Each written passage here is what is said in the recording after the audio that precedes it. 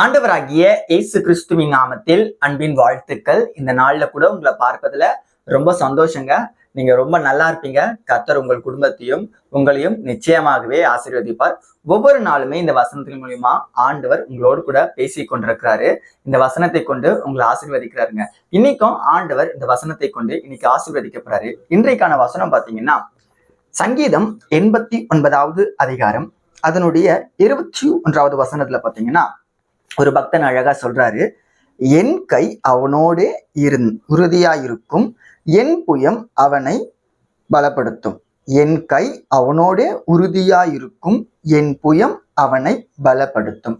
இன்றைக்கு ஆண்டவர் நம்மை பார்த்து சொல்லுகிறார், மகனே மகளே, நான் உங்களை பலப்படுத்துகிற தேவன். இன்னைக்கு ஏசப்பா நம்மள பலப்படுத்துறாராமா, நம்ம கூட உறுதியா இருக்கிறன்னு சொல்லி இன்னைக்கு ஆண்டவர் நம்மள பார்த்து சொல்றாருங்க. அதாவது என்ன விஷயம்னா, மகனே மகளே, இன்னைக்கு நீ பாத்தீங்கன்னா யாருடைய கையையும் ஏந்தி நிக்காத, யாருக்கிட்டையும் போய் கையேந்த நான் உன்னை சொல்லல. நீ ஒரு ஹெல்ப்காக, ஒரு உதவி உனக்கு தேவை அப்படின்றதுக்காக சில மனிதர்களை நம்ம நாடி போவோம் தானே.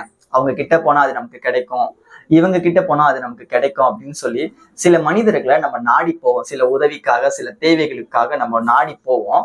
ஆனா ஆண்டவர் என்ன சொல்றாருன்னா, நம்ம நாடி போக வேண்டாம், மகனே மகளே, நான் உங்களுக்கு உதவி செய்யறேன்ப்பா, நீங்க ஏன் மனிதர்களை நாடி போறீங்க? உங்க கைகள் கையேந்த கூடாதுன்னு சொல்லி இன்னைக்கு ஆண்டவர் நம்மளை பார்த்து சொல்றாருங்க. அதாவது அவர் நம்மளை கையேந்த விடலையாமா. ஏசப்பா நான் உங்களை கையேந்த விடல, நான் உங்களை திக்கற்றலா விடல, நான் உங்களை அம்போன்னு உங்களை விட்டுற போறதில்ல, நீங்க என் பிள்ளைகள், நான் உங்களை பாத்துக்கிறேன், நீங்க யாருக்கிட்டையும் கையேந்து நான் விடமாட்டேன்னு சொல்லி ஏசப்பா இன்னைக்கு நம்மளை பார்த்து சொல்றாருங்க. இன்னைக்கு உங்க வாழ்க்கையில கூட ஒரு உதவிக்காக, ஒரு நன்மைக்காக, ஒரு அற்புதத்துக்காக நீங்க சில மனிதர்களை கையேந்தி நிக்கலாம்.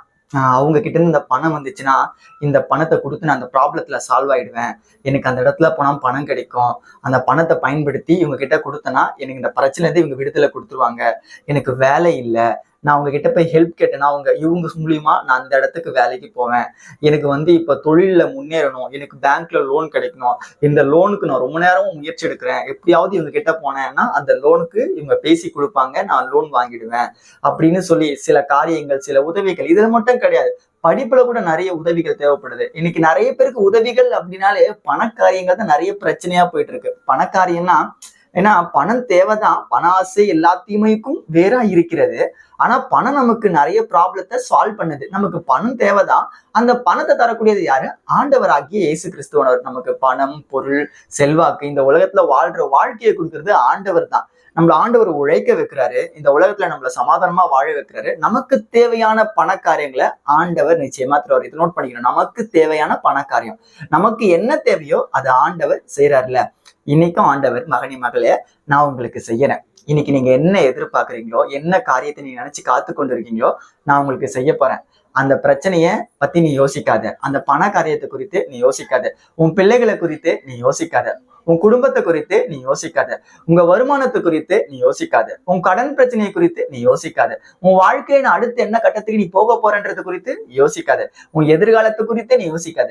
உன் எதிர்காலம் என்னுடைய கரத்துல இருக்கு. அவர் நம்முடைய வருஷத்தை நன்மையினால் முடிசூடுகிறார் என்று வேதம் அழகா சொல்லுது.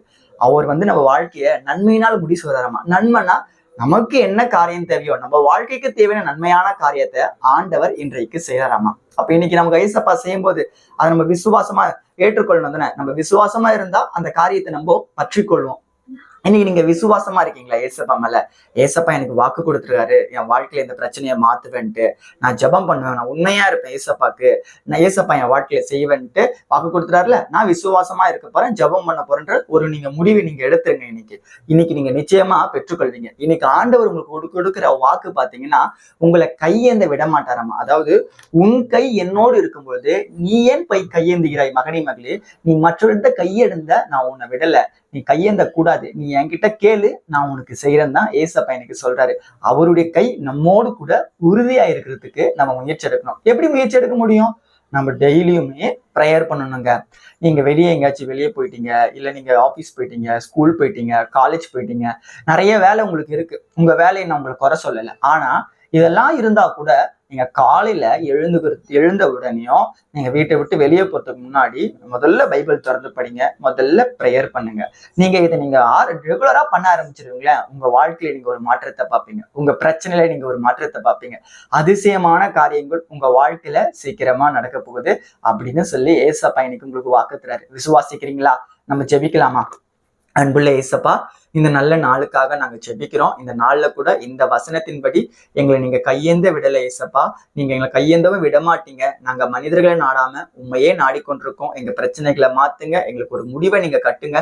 எங்க வாழ்க்கையை உங்க கரத்துல ஒப்பு கொடுக்குறேன், எங்க எதிர்காலத்தை உங்க கரத்துல ஒப்பு கொடுக்குறோம். இங்க பார்த்து கொண்டிருக்க ஒவ்வொரு சகோதரரோட வாழ்க்கையில பெரியவங்க, அங்கிள், ஆன்டிஸ், சின்ன பசங்க, யூத் எல்லாருக்குமே ஆசீர்வதிங்க. எடுக்கிற பிரயாசங்கள்ல வெற்றியை கொடுங்க. தோல்விகளை எல்லாவற்றையும் வெற்றியா மாற்றுகிற என் தேவனாகிய கர்த்தர் உமக்கு நாங்கள் நன்றி செலுத்தியும் உம்மை ஸ்தோத்திரிக்கிறோம் ஏசப்பா. இந்த நாளை ஆசீர்வதித்ததற்காக உமக்கு நன்றி ஒப்புக் கொடுக்கிறோம். இயேசுவின் நாமத்தில் ஜெபிக்கிறோம் பிதாவே, ஆமென். ஆமென்.